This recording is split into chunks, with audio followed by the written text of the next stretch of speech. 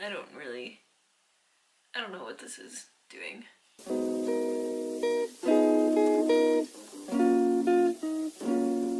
Hey guys, what's up? It's Claire, and today I'm back with another video. For some reason, for the life of me, I could not remember that that's how I start my intros. And so in my last video, I just kind of was like, hi. It's really, really uncomfortable. Today, I wanted to talk a little bit more about what I talked about in my last video.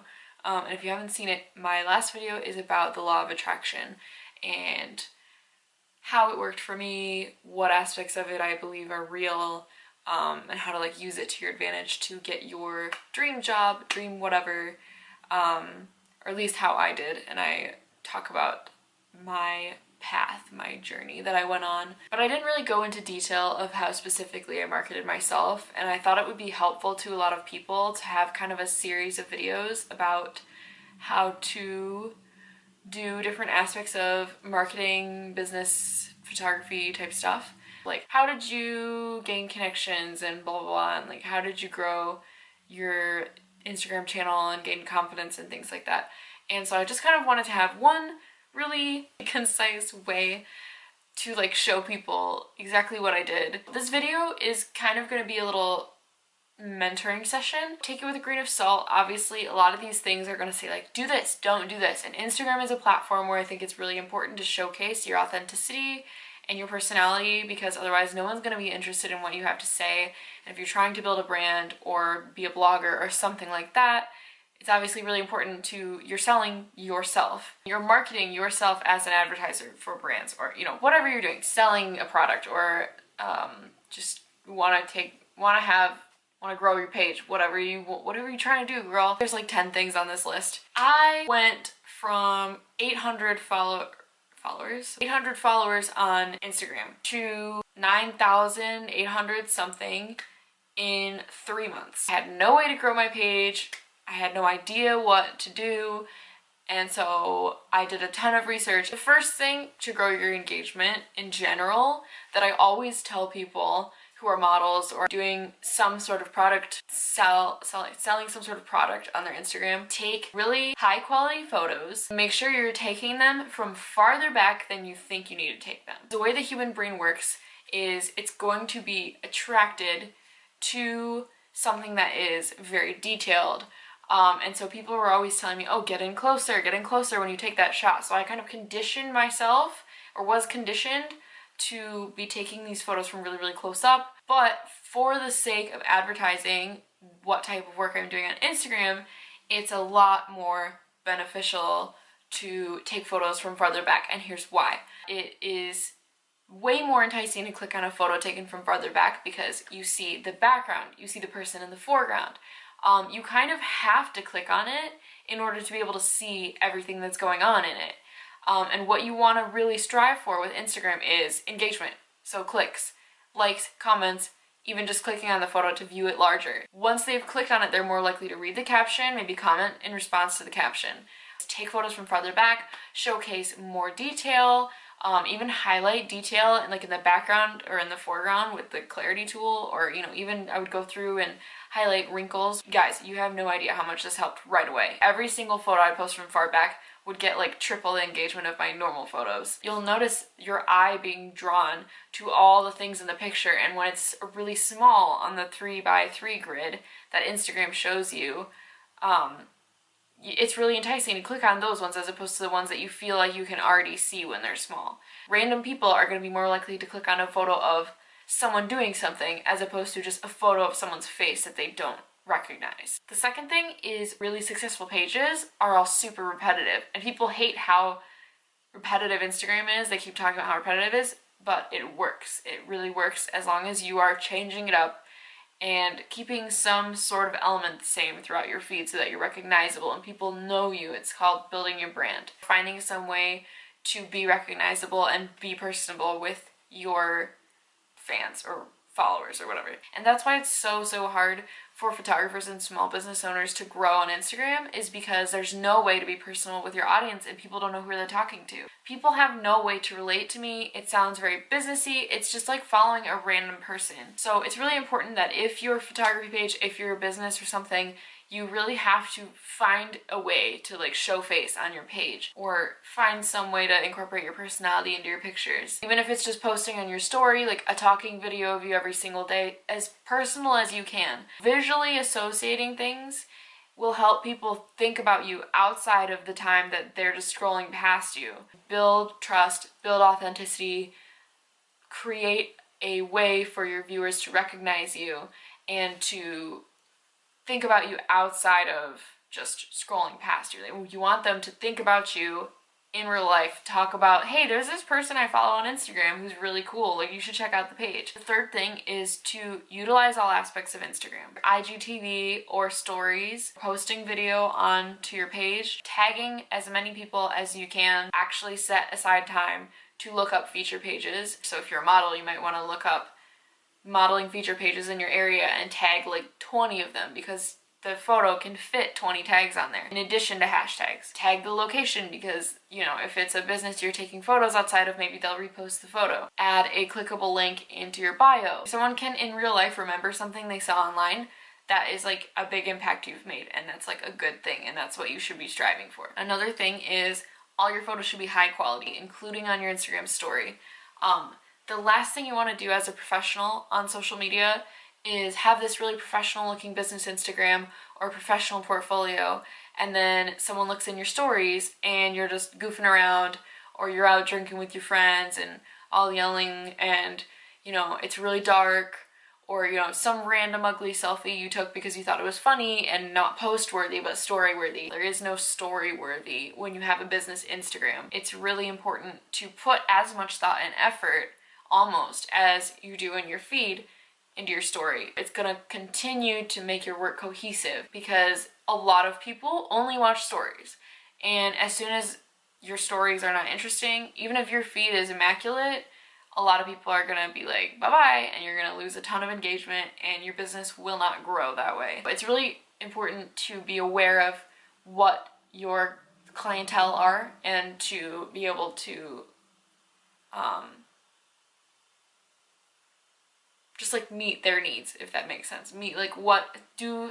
Create content that is gonna help them, that is gonna do something beneficial for them, even if it's just entertainment. On the topic of stories, I really, really, really recommend using them as frequently as possible while still keeping them, you know, clean and looking very aesthetically pleasing and whatnot. And I know that creates a challenge, because not only do you have to be creating content for your feed to grow, but you have to be creating story content that is good constantly. Use the stories to your advantage, because they are the only thing left on Instagram that is chronological. When that feature first came out, so many people just used it to write new post because they didn't know what to use it for. What you want to do is to appeal to people who don't know you or who don't follow you. Once they're following, they can unfollow at any time. Why?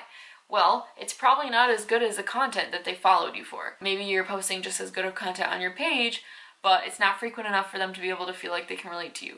Or your story is really messy or infrequent and they just also don't feel like they can relate to you. Let's say you post a picture on your feed and no one's viewing it, then you post a story.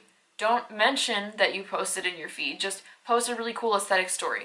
That's way more likely to get random strangers to click on your page and see, oh, what's this person all about? It's gonna bump you forward to the front every time you post it, since it's still chronological. Creating content that is engaging, that makes people curious to see what else you have going on. Having cohesive work makes people feel like it's something they can come back to.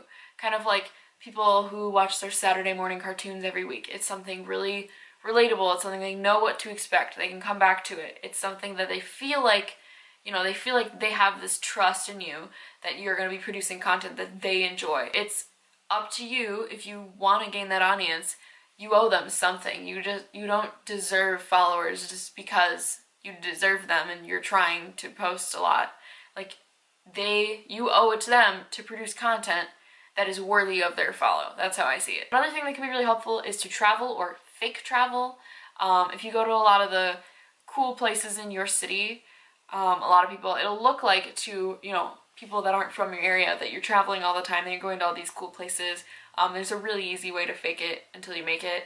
And then every time that you do go on a trip, whether or not it's like a trip for art or photography or whatever you're doing, Or if you're just like, oh, I have to go to a funeral in Kansas, I guess I'll bring my camera. And then, like, you know, taking advantage of that, taking some landscape pictures or whatever type of stuff you do on the trip, even if it's just story content, Instagram story content.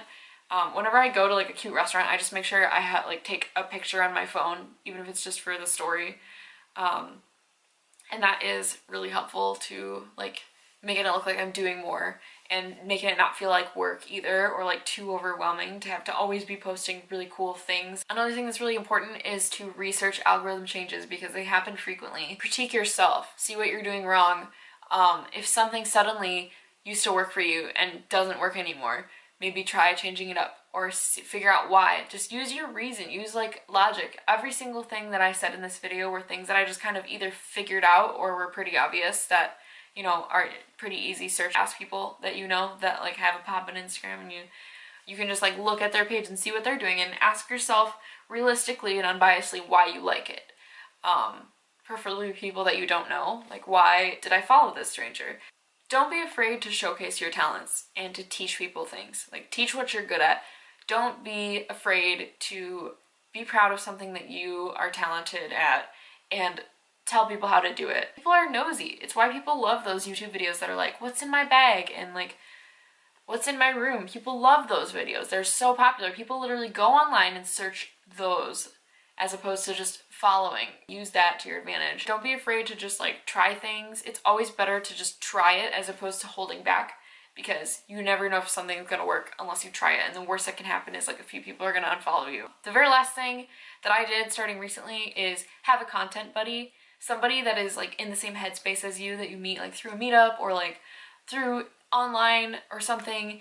Reaching out to someone locally that you can hang out with frequently, and they'll hold the camera for you. They'll be your human tripod. It helps you feel a lot less awkward and more comfortable on camera, I find, when I'm like out in public and I'm with somebody, as opposed to just being alone and like talking to a camera really uncomfortably as people are walking by watching me. You can take pictures together, and it really helps like build your brand as well, because like your friends are part of your brand. Like everything in your life can be part of your brand if you just show it online. I definitely have some friends where we just go out and we take pictures together. You can actually just go with friends and hang there and just snap a pic while you're there anyways. Those are really all of my tips. That's how I got 10K in 3 months. The way I really built an audience on Instagram, and doing all of that stuff really consistently helped me right away. Since then, I've dipped down a bit. I haven't been able to do all of these things realistically, and my page has suffered a little bit, but you know, it's just something I'm okay with right now. This was last year, and I started doing all of these things and really engaging with people online and being really active when I went on like a road trip, and I was a passenger, not a driver, so I was just like on my phone constantly, and I just started researching this stuff, and like really observing, trying to soak in like a sponge just the things I was seeing on Instagram, and finding pages that I was attracted to and pages that I wasn't, and seeing why I unfollowed people, and just kind of like having an inner dialogue with myself, being able to like assess the reason why as opposed to just what works. Sometimes I feel like influencers have to be high-key way more woke than the average person in the average job, because you have to literally know so much about yourself and like know how to brand yourself and advertise. You have to be like self-aware to the third power as opposed to just like the first, and it's can be really intimidating and overwhelming. And I find myself having these conversations with people a lot of times, like in a meeting or something, and I'll be giving them tips on how they can, you know, I'll be critiquing their Instagram or something in a meeting, and I'll just realize the conversation has gotten so heady and like out of body, and then we're talking about like Instagram, and it's just wild to me. But you know, that's part of why I take it as a challenge. I see it like a video game, you know. If you have any questions, feel free to leave them in the comments below. I always try to respond to every single comment, so I will definitely be active on there. I'm also really active on my Instagram at Kavera, so make sure to go check that out and follow me on there. I have some IGTV videos on there as well, helping with how to get started with photography. Feel free to just send me a DM on my Instagram. Let me know if you guys have any tips that I missed, because I'm sure I missed a bunch and I would love to make more videos on this. Thank you guys so much for watching, and I will see you in the next one. Bye.